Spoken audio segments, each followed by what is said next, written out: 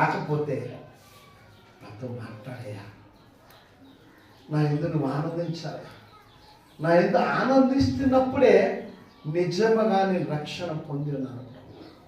నా యందు నువ్వు ఆనందించలేనంతకాలము కూడా నేను రక్షణలో నిలిచి లేనట్టే. హల్లెలూయా. 7 అధ్యాయంలో మరి ఇవే సంగతులు రాశాడండి. ఒక దీపం వెలిగించి ఎక్కడ పడతాం? 5 అధ్యాయంలో చెప్తారన్నమాట. ఎక్కడ పడతాం దీపం వెలిగించి? మరి ఒక దగ్గర పెడితే ఏమవుతుంది? ఒక్కరికే ఉపయోగపడుతుంది.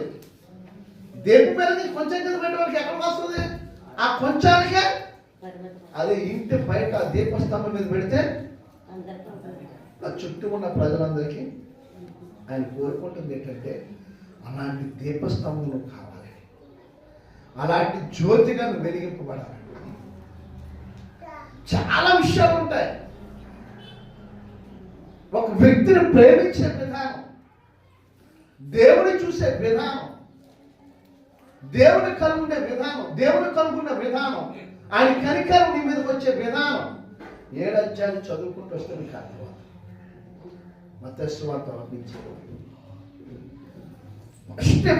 మనం నేర్చుకోవాల్సిన మొట్టమొదటి సువార్తనే అండి.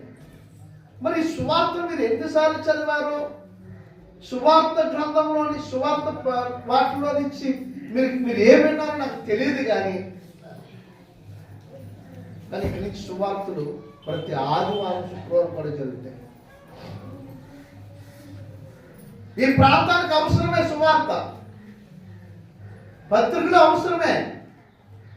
సువార్త లేకపోతే ఇంకా అనేక మంది మనోనేత్రాలు అలాగే మూతపడి ఉంటాయి. వారి మనోనేత్రాలు వెలిగింపబడాలంటే సువార్త అవసరం. ఒక మాట చెప్పారు, క్రిస్మస్కి వచ్చిన దైవజనులు చాలా మంది చెప్పారు. అటు బంగారాజు గారు కావచ్చు, లేకపోతే సిద్ధు కావచ్చు, నేను కావచ్చు, ఇంకా మన ముందు చాలా మంది వచ్చి వెళ్ళారు. చాలా మంది చాలా చోట్ల టీవీలు అట్లా మీరు చూసుంటారు. ప్రజలందరకు కలగబోగు శుభ సంతోషకరమైన ఏమర్థం అనమాట? ఏంట వర్తమానం? ఏంట వర్తమానం? మనకి ఇప్పుడు తెలిసింది ఏంటంటే ప్రభు మన పుట్టాడు, ఒకటే తెలుసు కదా, అదొకటే తెలుసు. దేవుడు వచ్చింది నేను చూసి వెళ్ళిపోవడం కాదు. ఈరోజు యేసు ప్రభు నీ ఎడల జరిగించిన కార్యాలు, నీకు చేసిన మేలు, నిన్ను దీవించిన విధానం, నిన్ను ఆశీర్వదించినది ఒక ఉన్నతమైన కృప, నువ్వు పొందుకున్న కృప, నువ్వు కలిగి ఉన్న నీతి, నా నీతికి ఆధారమగు దేవా అంటాడు భక్తుడు దావీదు. దేవుని స్తోత్రం. వీటన్నిటికీ ప్రాముఖ్యమైనది ఏంటంటే నీ జీవితంలో ఇవి జరుగుతున్నాయంటే ఆయన శక్తులను పరిచయం చేయాలి. ఆయన సర్వశక్తివంతుడకు దేవుడే. ఆయన శక్తి లేకపోతే జీరో కార్యకుండా ఏ కార్యాలు జరగవు. జరిగితే ఎక్కడుంది శక్తి? యేసయ్య నామములో. ఎక్కడుంది శక్తి? వాక్యమని అధికారములో. వాక్యమని అధికారం. ఆ వాక్యమే కృపా సత్య సంపన్నుడే శరీరధారిగా మన మధ్యకి వచ్చాడు. ఆ వాక్యమే నీలో కార్యసాధన చేసేది. ఆ వాక్యమే నిన్ను బ్రతికించేది. ఆ వాక్యమే నిన్ను స్వస్థపరిచేది. ఆ వాక్యమే నిన్ను విమోచించేది. వాక్యమే నిన్ను సర్వసత్యంలో నడిపించేది. వాక్యమే నిత్య జీవంలోకి నడిపించేది. వాక్యమే నీ ఎడల కార్యాలు జరిగించేది. ఆ వాక్యమే క్రీస్తు. ఆ వాక్యమే నిన్ను వెలిగించేది. ఎవరికి స్తోత్రం. హల్లెలూయా. ప్రేమ దేవుని బిడ్డలారా, చాలా సంగతులు ఉన్నాయి. ఆ 8 అధ్యాయంలో 1, 2, 3 వచనాల్లో ఒక కుష్ఠరోగి వస్తాడు. అయ్యా నీకు ఇష్టమైతే నన్ను శుద్ధినిగా, 8 అధ్యాయం 1, 2, 3 వచనాలు, నీకు ఇష్టమైతే నన్ను శుద్ధినిగా చేయి, నన్ను బాగు చేయి, నన్ను స్వస్థపరచు, నన్ను విమోచించు. అది నీకు ఇష్టమైతేనే. నీకు అర్థమైందండి. ప్రభు అంటాడు నాకు ఇష్టం. దాని అర్థం ఏంటో తెలుసా? నువ్వు బ్రతకటము నాకు ఇష్టం. అది కుదరని రోగం అండి. ఆ 1-2-3 వచనాల్లో కుదరని రోగం కుష్ఠ రోగం అంతే. కుదురుతుందా? హాస్పిటల్ అయితే తగ్గుతుందా? అంటు వ్యాధులు అంటే పక్కలు అన్ని పోతాయి. అది మారదండి. నేను విశాఖపట్నంలో తాడేపల్లి అనుకుంటా, తాడేపల్లి ఆ సెంటర్లో కొద్దిగా కైలాసపురం ఇంక ముందుకెళ్తే ఆ కైలాసపురానికి మధ్యలో గోల్డెన్ జూబ్లీ హాస్పిటల్ ఉంటుంది. ఆ మధ్యలో లెపర్సిక్ వాళ్ళని ఉంటారు. అక్కడంతా కుష్టి వాళ్ళే ఉంటారు. దాన్ని లెపర్సిక్ వాళ్ళని పెట్టారు. దేవుని స్తోత్రం. మీకు ఎందుకు చెప్తానండి ఈ మాట? పరిశుద్ధ గ్రంథంలో వెళ్తున్నాడు. ఆయన పేరు ఉజ్జియా. దేవునికి విరోధమైన పనిచేసి అక్కడ యాజకులు అంటారు, ధూపాత్ర పట్టుకుని ధూపం వేయని పని అది అహరోను సంతతి వారి పనయ్యా, నీ పని కాదు. నువ్వు రాజుకు నువ్వు అలాగే ఉండు, నువ్వు ముఖ్యమంత్రి నువ్వు అలాగే ఉండు, నువ్వు ప్రధానమంత్రి నువ్వు అలాగే ఉండు, నువ్వు చేయవలసిన పని నువ్వు చేయి. యాజకుడు చేసే పని యాజకుడు. కానీ యాజకుడు పని చేయడానికి ఇప్పుడు ప్రధానమంత్రి కదా వచ్చేస్తానికి కుదరదని చెప్తాడు. 80 మంది యాజకులు ఉంటారు, బలమైన యాజకులు ఉంటారు. వారిని ఎదిరించి ఈ బుజ్జి అయిన ధూపాత్రిని పట్టుకొని అందరూ చూస్తుండగా ధూపం వేయడానికి నిశ్చయించుకుంటారండి. 2వ దినవృత్తాంతాల గ్రంథం అనుకుంటే 26వ అధ్యాయం. నిశ్చయించుకుంటాడండి అంతే. ఎయుడు చేతితో పట్టుకొని నిశ్చయించుకుంటాడు. ఎయుడు ప్రజలు అందరూ చూస్తాడు, చుట్టూ జనులు అందరూ చూస్తారు. కుష్ఠరోగం తన మనసుతో వస్తుందట. ఏమిటి ఇది? ఎక్కడ వచ్చిందో తెలుసు మళ్ళీ దాని ముందు నిర్గమాకాండంలో సొంత అన్న అహరోను, సొంత అక్క మిరియాము. ఎందుకు వచ్చిందో తెలుసా? వాళ్ళ నొసట తెల్ల కుష్టి, ఆల్పడి కుష్టి అవుతుంది. ఎందుకు వచ్చిందో తెలుసా? మోషే ప్రత్యక్ష గుడారంలోకి వెళ్ళి దేవుడితో మాట్లాడుతుంటే దేవుడు మహిమ దిగి వస్తే వీరు బయటను సొనుక్కుంటున్నారు. నీకు అర్థమవుతుందని నేను చెప్పేది? మోషేకి దేవుడికి సంబంధం. మోషే వెళ్ళాలి ఈ స్థలంలోకి, దేవుడు పిలిచాడు, మోషే వెళ్ళాడు. బయట మనం ఉన్నారు అక్కడ. మమ్మల్ని పిలవకుండా మేము యాజకులం కదా, నేను ప్రవక్తను కాదని మిరియాము, నేను యాజకుని కాదని అహరోను అన్నా. కానీ ఇక్కడ పిలిచింది ఎవరిని? యాజకత్వంలో మోషే అహరోను ఉన్నారన్న. హల్లెలూయా. యాజకత్వంలో మోషే ఉన్నాడు, అహరోను ఉన్నాడు.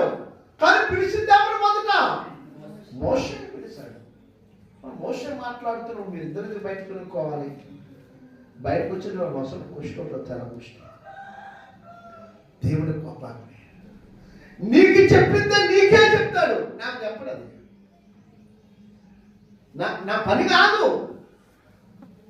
ప్రసన్న గారికి చెప్తే ఆయనకి సంబంధం, నాకు సంబంధం లేదు. నేను పాస్టర్ గారిని కదా, నాకు చెప్పు మీదకి వెళ్ళమన్నాను రైట్స్.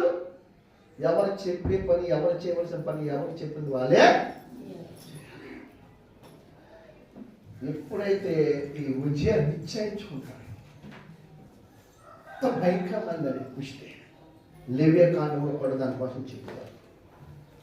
ప్రియులారా, ఇలాంటి కుదురున్న రోగాన్ని యేసుప్రభువు వచ్చి అత్తుకొని నువ్వు బ్రతకడము, హల్లెలూయా, నువ్వు బ్రతకడము, నువ్వు ఎలాంటి రోగంతో ఉన్నా, నువ్వు ఎలాంటి జబ్బుతో ఉన్నా, ఏ విధమైన వ్యాధితో కొట్టుమిట్లాడినా, చేతి వల్ల కావచ్చు, చెల్లింగలు కావచ్చు, పిచాచాత్మలు కావచ్చు, కరణ పిచాచులు కావచ్చు, ఏ మంత్రం తంత్రం ఏమున్నా సరే ఆయన వచ్చి ఆయనకి ఇష్టమై నువ్వు అడిగితే కుష్ఠరోగిని హత్తుకొని కవుల నుంచి బ్రతికించినట్లుగా యేసయ్య నన్ను బ్రతికించను నీకు ఇష్టమైతే అని ఒక్క మాట పలికితే నీ సాక్షిగా నన్ను నీకు ఇష్టమైతే నన్ను నీ సాక్షిగా నిలబెట్టను ఒక మాటను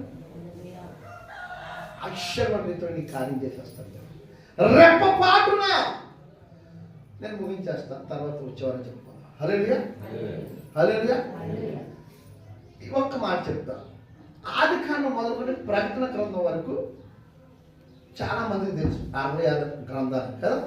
66 గ్రంథాల్లో 66 మంది, చాలా మంది భక్తులు, ప్రవక్తలు తగులుతారు, రాజులు ఉంటారు, యాజకులు ఉంటారు, సువార్తికులు ఉంటారు, అపోస్తులు ఉంటారు, శిష్యులు ఉంటారు, అందులో తండ్రి ఉంటాడు, కుమారుడు ఉంటాడు, పరిశుద్ధాత్మ దేవుడు, స్త్రీలు ఉంటారు, పురుషులు, చాలా చాలా విషయాలు ఉంటాయి.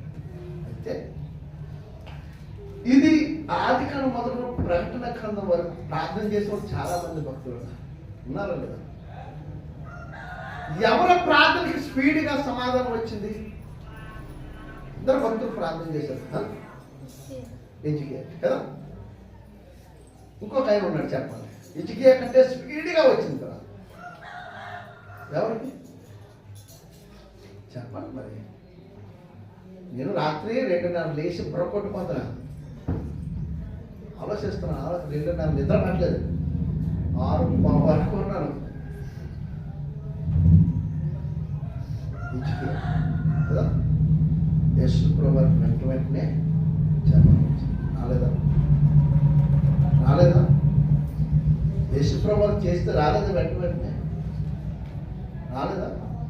2 చేపలు 5 రొట్టెలు ఎత్తు పట్టిన చిన్న ప్రార్థన కదా చేశాడంటే, చేశాడా లేదా? వచ్చిందా లేదా? పౌలు గారు ప్రార్థన చేస్తే ఐదుకు చనిపోతే 2 క్షణాల్లో దేవుడు బ్రతికించలేదు. ఎక్కడ పెడుతున్నారండి? లేదా ఆ కిటికీ నుంచి పడిపోయిన ఐదుకు తిరిగి లేచాడా లేదా?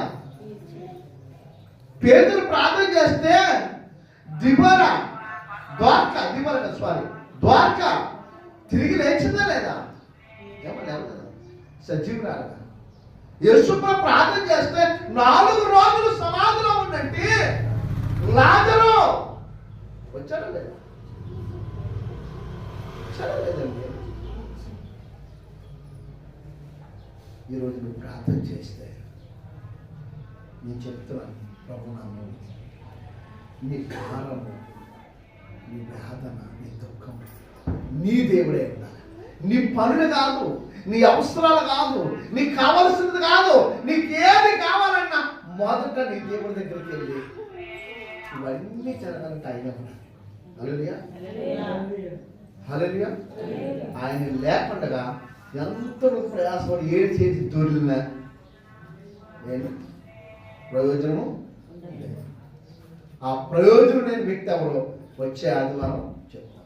దేవునికి స్తోత్రం. గట్టి కృప, దేవుని యొక్క ఆశీర్వాదం, సన్నిధి, స్వస్థత, పరిశుద్ధాత్మ సహవాసం మనందరికీ యేసు ప్రభువు తోడై నడిపించును గాక. ఆమేన్. హల్లెలూయా.